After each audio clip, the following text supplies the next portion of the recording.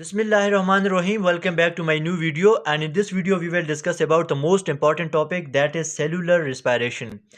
Dear listeners, cellular respiration is a process in which living organism breaks down organic molecules, primarily glucose, to release energy in the form of ATP. Dear listener, cellular respiration एक ऐसा process है जिसमें living organism क्या करते हैं कि ये organic molecules ऐसे मालिक्यूल्स हैं जिनमें कार्बन एंड हाइड्रोजन पाए जाते हैं। कार्बन एंड हाइड्रोजन मौजूद होते हैं ऑर्गेनिक मालिक्यूल्स के अंदर। तो जब ऑर्गेनिक मालिक्यूल्स की ब्रेक डाउन होती है सेल के अंदर, तो एज अ रिजल्ट हमारे पास एनर्जी रिलीज होती है in the form of ATP, और ये ऑर्गेनिक मालिक्यूल प्राइमरीली हमारे पास ग्लूकोज होता है। यानी कि सेल के अंदर जब ग्लूकोज की ब्रेक डाउन होती है तो एनर्जी रिलीज होती है in the form of ATP. अब हमारे पास बेसिक टू मेन टाइप्स हैं सेलुलर रिस्पायरेशन की। एक को हम नाम देते हैं एरोबिक रिस्पायरेशन और दूसरी इसकी टाइप है anaerobic respiration. The aerobic respiration occurs in the presence of oxygen, anaerobic respiration occurs in the absence of oxygen. ये ऑक्सीजन की गैर मौजूदगी में होती है और ये ऑक्सीजन की मौजूदगी में परफॉर्म होती है। Glucose is completely break down and produce energy. Glucose की यहाँ पे कम्प्लीटली ब्रेक डाउन होती है, यहाँ पे ग्लूकोज की पार्शियली ब्रेक डाउन होती है। Mostly occurs in the mitochondria except glycolysis. यहाँ पे अगर हम देखें तो it occurs entirely in the cytoplasm. इसको माइटोकॉन्ड्रिया की ज़रूरत नहीं है, बल्कि ये साइटोप्लाज्म के अंदर परफॉर्म होती है anaerobic respiration. In aerobic respiration there are 36 to 38 ATP are produce. Aerobic respiration के रिजल्ट में हमारे पास 36 to 38 एटीपी जनरेट होते हैं, बनते हैं, जबकि एनएरोबिक रिस्पायरेशन में ओनली 2 एटीपी, सिर्फ 2 एटीपी बनते हैं। इसके अलावा जो एरोबिक रिस्पायरेशन है it is slower as compare to anaerobic respiration because there are multiple steps. बहुत सारे स्टेप्स हैं जिनकी वजह से एरोबिक रिस्पायरेशन स्लो होती है। जबकि अगर हम बात करें एनएरोबिक रिस्पायरेशन की तो it is faster process because it only involves glycolysis and fermentation. Oxygen is the final electron acceptor. Last में इलेक्ट्रॉन ट्रांसपोर्ट चेन के अंदर ऑक्सीजन का मोस्ट इंपॉर्टेंट रोल है। यहाँ पे ऑक्सीजन क्या करता है, 4 इलेक्ट्रॉन प्लस 4 प्रोटॉन को लेके वाटर के अंदर कन्वर्ट हो जाता है। तो ऑक्सीजन के यहाँ पे मोस्ट इंपॉर्टेंट रोल है। अगर यहाँ पे ऑक्सीजन ना हो तो इलेक्ट्रॉन ट्रांसपोर्ट चेन ही रुक जाएगी।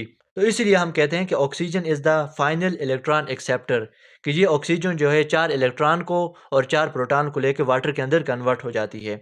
अगर हम यहाँ पे देखें तो नो ऑक्सीजन, कोई ऑक्सीजन नहीं होती, and no electron transport chain, और ना ही इलेक्ट्रॉन ट्रांसपोर्ट चेन की ज़रूरत पड़ती है। इट रिक्वायर्स माइटोकॉन्ड्रिया, चूँकि आप जानते हैं कि लिंक रिएक्शन, क्रेब्स साइकिल और इलेक्ट्रॉन ट्रांसपोर्ट चेन माइटोकॉन्ड्रिया के अंदर परफॉर्म होते हैं। डज नॉट रिक्वायर माइटोकॉन्ड्रिया, यहाँ पे साइटोप्लाज्म के अंदर ही दोनों रिएक्शन होते हैं, glycolysis and fermentation. It occurs in humans, plants, animals and most eukaryotes. It occurs in bacteria, yeast and muscle cells during lack of oxygen. जब हम एक्सरसाइज करते हैं तो ऑक्सीजन की कमी जब हो जाती है तो उस दौरान फिर एनएरोबिक रिस्पायरेशन परफॉर्म होती है हमारे मसल के अंदर। एंड प्रोडक्ट की अगर हम बात करें एरोबिक रिस्पायरेशन की तो यहाँ पे वाटर बनता है, कार्बन डाइऑक्साइड एंड एटीपी हमारे पास बनती है। अगर हम and product of anaerobic respiration की बात करें तो यहाँ पे lactic acid, ethanol plus carbon dioxide बनती है। तो ये मेन डिफरेंसेस हैं between aerobic and anaerobic respiration. और आज की इस वीडियो में हम स्टार्ट करने जा रहे हैं एरोबिक रिस्पायरेशन को। एरोबिक रिस्पायरेशन की अगर हम बात करें तो इसमें ऑक्सीजन की मौजूदगी में ग्लूकोज की ब्रेक डाउन होती है। एक हमारे पास होता है ग्लूकोज का मालिक्यूल, 6 ऑक्सीजन। जब ग्लूकोज की ब्रेक डाउन होती है तो एज अ रिजल्ट हमारे पास 6 कार्बन डाइऑक्साइड, 6 वाटर एंड हमारे पास यहाँ पर बनती है energy in the form of ATP. यहाँ पर आप देख सकते हैं हमारे पास एक ग्लूकोज का मालिक्यूल है, okay, this is 1 glucose plus 6 oxygen. जब ग्लूकोज की ब्रेक डाउन होगी तो 6 कार्बन डाइऑक्साइड, 6 वाटर के मालिक्यूल और 36 to 38 एटीपी हमारे पास बनेंगे जब एक ग्लूकोज मालिक्यूल की ब्रेक डाउन होगी। ये हमारे पास एक एटीपी है और एटीपी के अंदर 3 चीज़ें होती हैं। इसके अंदर 3 फास्फेट ग्रुप होते हैं, एक इसके अंदर राइबोस शुगर होती है और एक इसके अंदर न्यूक्लियोटाइड होती है एडिनोसिन। इसीलिए हम इसे कहते हैं एडिनोसिन ट्राइफास्फेट। तो 3 फास्फेट के ग्रुप होते हैं। अब ये जो फास्फेट है जब एटीपी को फर्दर ब्रेक किया जाएगा तो एटीपी कन्वर्ट होगी एडीपी प्लस फास्फेट के अंदर। तो बेसिकली ये जो थर्ड फास्फेट है जो सबसे आउटर साइड पे है यही यहाँ से रिमूव होगा। अब ये थर्ड जो फास्फेट है इसको जब यहाँ से रिमूव किया जाएगा तो इस बॉन्ड को जब ब्रेक करेंगे तो यहाँ से जो एनर्जी रिलीज होगी उसको फिर हमारी बॉडी यूज़ करेगी। और ये जो फास्फेट जहाँ से रिमूव हुआ है वो बेसिकली गेमा फास्फेट है।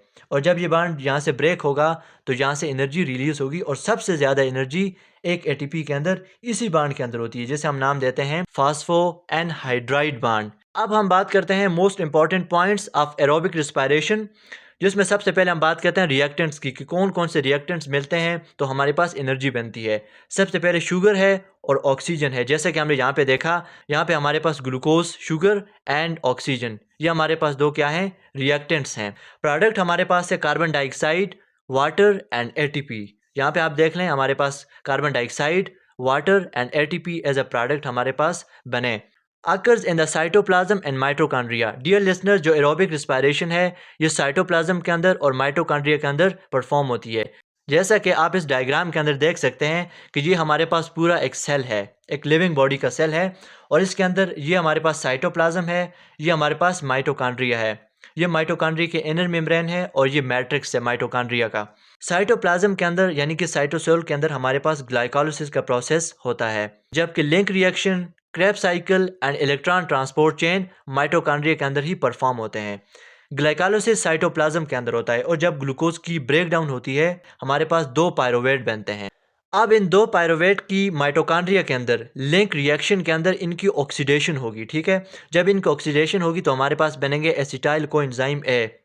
दो एसिटाइल कोएंजाइम ए बनेंगे हमारे पास लिंक रिएक्शन के रिजल्ट में फ्रॉम दीज टू पायरोवेट।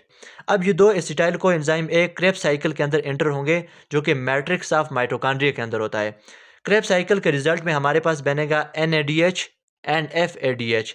फिर इस NADH और FADH का फर्दर इलेक्ट्रॉन ट्रांसपोर्ट चेन के अंदर ऑक्सीडेशन होगी। NADH भी ऑक्सीडाइज होगा, FADH भी ऑक्सीडाइज होगा और हमारे पास फर्दर एनर्जी बनेगी। इन तमाम तर स्टेप्स को फर्दर वीडियो के अंदर हम वन बाय वन डायग्राम के ज़रिए एंड ईजी वे में डिस्कस करेंगे, लेकिन आज की इस वीडियो में हम सिर्फ सेलुलर रिस्पायरेशन की बेसिक इन्फॉर्मेशन ही आप तक पहुंचाते हैं। नेक्स्ट अगर हम बात करें स्टेप्स की तो इसके तीन बेसिक स्टेप्स हैं। पहला स्टेप हमारे पास ग्लाइकोलाइसिस, दूसरा हमारे पास लिंक रिएक्शन है, उसके बाद हमारे पास क्रेब्स साइकिल एंड लास्ट में हमारे पास होता है इलेक्ट्रॉन ट्रांसपोर्ट चेन। जब ये सारे रिएक्शन हो जाते हैं तो फाइनली हमारे पास 36 टू 38 ATP हमारे पास बनते हैं। जैसा कि इस डायग्राम के अंदर आप देख सकते हैं कि हमारे पास एक ग्लूकोज का मालिक्यूल जब उसकी ब्रेक डाउन होती है यानी कि ग्लाइकोलाइसिस होती है और ग्लाइकोलाइसिस के रिजल्ट में दो NADH और 4 ATP बनते हैं। इनमें 2 ATP दोबारा से यूज़ हो जाते हैं और हमारे पास नेट 2 ATP बनते हैं। इसके अलावा जब फर्दर यहाँ से दो पायरोवेट बन के निकलते हैं और पायरोवेट की लिंक रिएक्शन के अंदर ऑक्सीडेशन होती है।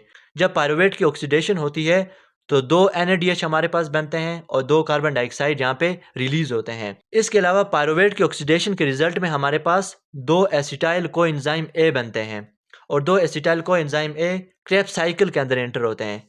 जब ये क्रेब्स साइकिल के अंदर एंटर होते हैं तो यहाँ पे हमारे पास दो ATP के मालिक्यूल बनते हैं, 6 NADH बनते हैं, 2 FADH बनते हैं और इसके अलावा ये जो 6 NADH एंड 2 FADH हैं ये इलेक्ट्रॉन ट्रांसपोर्ट चेन में जाएंगे और यहाँ पे ये इनकी ऑक्सीडेशन होगी। जब इनकी ऑक्सीडेशन होगी ये ऑक्सीडाइज होंगे तो हमारे पास 10 NAD बनेंगे, ठीक है, ये ऑक्सीडाइज होंगे। NADH एंड FADH ऑक्सीडाइज होके NAD बनेंगे, 2 FAD बनेंगे एंड 34 ATP हमारे पास यहाँ पे बन जाएंगी। और फाइनली मल्टीपल स्टेप के बाद जब एक ग्लूकोज का मालिक्यूल ब्रेक डाउन होता है तो एज अ रिजल्ट हमारे पास 38 ATP बनते हैं। अब यहाँ पर देखें कि 38 ATP कैसे बन गए। तो देखिए 2 ATP हमारे पास ग्लाइकोलाइसिस के रिजल्ट में बने, 4 ATP टोटल बने, लेकिन 2 हमारे पास नेट बच जाते हैं। तो 2 ATP हमारे पास यहाँ पे ग्लाइकोलाइसिस के रिजल्ट में बन गए, ठीक है, 2 ATP। इसके अलावा हमारे पास क्रेब्स साइकिल के अंदर डायरेक्ट 2 ATP बने, तो टोटल यहाँ पे 4 ATP हमारे पास इलेक्ट्रॉन ट्रांसपोर्ट चेन से पहले बन गए ग्लाइकोलाइसिस में एंड क्रेब्स साइकिल में। इसके अलावा अगर हम बात करें NADH की तो एक NADH जब ऑक्सीडाइज होता है इलेक्ट्रॉन ट्रांसपोर्ट चेन में तो हमारे पास 3 ATP बनते हैं। इसके अलावा अगर हम बात करें FADH की तो एक FADH जब ऑक्सीडाइज होता है इलेक्ट्रॉन ट्रांसपोर्ट चेन में तो हमारे पास बनते हैं 2 ATP।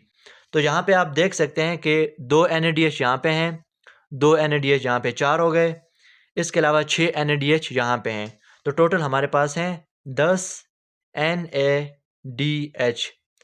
10 NADH जब इलेक्ट्रॉन ट्रांसपोर्ट चेन में ऑक्सीडाइज होंगे तो हमारे पास 30 ATP बनेंगी। इसके अलावा अगर हम बात करें FADH की, तो सिर्फ एक FADH यहाँ पे बनता है, 2 FADH यहाँ पे बनते हैं क्रेब्स साइकिल के अंदर। तो जब 2 FADH ऑक्सीडाइज होंगे तो हमारे पास बनेगी 4 ATP।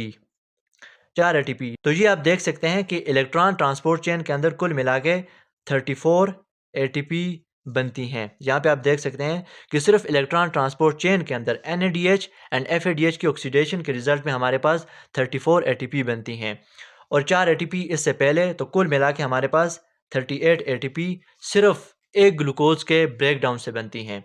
तो डियर लिसनर, ये था हमारा आज का लेक्चर। उम्मीद है आपको पसंद आया होगा। अगर आपको आज का लेक्चर पसंद आया है तो हमारे चैनल को प्लीज़ सब्सक्राइब कीजिए और वीडियो को लाइक कीजिए ताकि नेक्स्ट इंपॉर्टेंट वीडियोस के नोटिफिकेशन आप तक पहुंच पाएँ। Thank you.